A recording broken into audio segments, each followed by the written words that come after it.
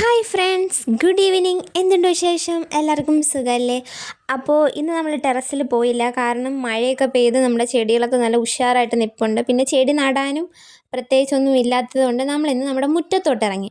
അവിടെ നമ്മുടെ രണ്ട് ടൈപ്പ് പൂവ്, ഒന്ന് ചെമ്പരത്തിയും മറ്റേതിൻ്റെ പേര് എനിക്കറിയില്ല. അങ്ങനെ അത് ഒരു വയലറ്റ് കളർ പൂവാണ്, അത് നന്നായിട്ട് പൂത്തിട്ടുണ്ട്. പിന്നെ നമ്മുടെ മാവിൽ അത്യാവശ്യം മാങ്ങയുണ്ട്, കണ്ടോ?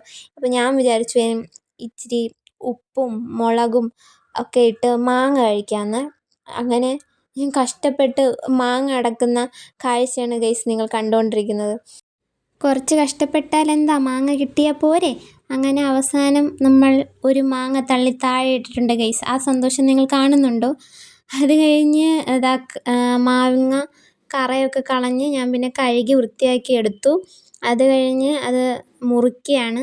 ഞാൻ കുറച്ച് കഷ്ടപ്പെട്ടു, എനിക്ക് മാങ്ങയൊന്നും മുറിച്ച് ശീലമില്ല ഗൈസ്. അതുകൊണ്ട് ഞാൻ കുറച്ച് കഷ്ടപ്പെട്ട് മാങ്ങയൊക്കെ മുറിച്ചിട്ടുണ്ട്. നല്ല ടേസ്റ്റ് ഉണ്ടായിരുന്നു. ഞാൻ ആദ്യം മുറിച്ച ഒരു പീസ് ഞാൻ ഫസ്റ്റേ കഴിച്ചു.